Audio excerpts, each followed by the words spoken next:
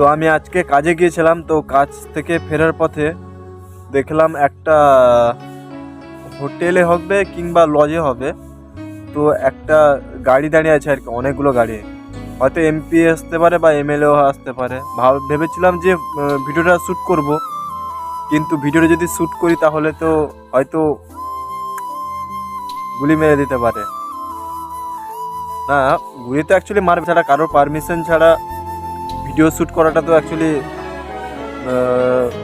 মানে ইলিগাল না। সে এমপি বা এমএলএ হোক সেটা নিয়ে নয়, মানে একটা সাধারণ মানুষের ভিডিও শ্যুট করলেও তার কাছ থেকে পারমিশন নিতেই হবে, এটাই কিন্তু ডেফিনেটলি হয়। তো দেখলাম ওইখানে বিএসএফ সরি ওইখানে সব আর্মি, পুলিশ, সিভিক টিভিক আছে।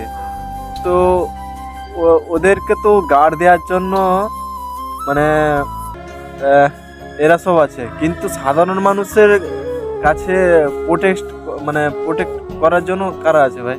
আমরা তো কোনো এমপি বা এমএলএ নই যে আমাদের প্রোটেক্ট করার জন্য সবসময়ের জন্য বিএসএফ বা পুলিশ থাকবে। তো আমাদের নিজেদের প্রাণ নিজেদেরকে বাঁচাতে হবে ভাই। তো আমি আরেকটা জিনিস দেখলাম যে কোনো সেলিব্রিটি আসুক বা যে কোনো এমপি বা এমএলএ আসুক না কেন, তো ওইখানটা দেখেছি যে প্রচুর পরিমাণে লোকে জড়ো হয়ে যায়। এটা তো স্বাভাবিক, কারণ হয়তো এটা অনেকের কাছে একটা ইচ্ছা হবে, কিন্তু আমি ভিড়ে থাকতে চাই না, বাট আমি ভিড় করাতে চাই আমার চারপাশে। হয়তো অনেকে বলবে যে এটা একটু ওভার কনফিডেন্স হয়ে যাচ্ছে না। তো দেখো, একটা কথা বলি আমি তোমাদেরকে, যে লাইফে যারা সাকসেসফুল হয়েছে, তো তাদের মধ্যে একটু তো ওভার কনফিডেন্স তো আছে, কারণ ওভার কনফিডেন্স ছাড়া জীবনে লাইফে এগোতে পারবো না।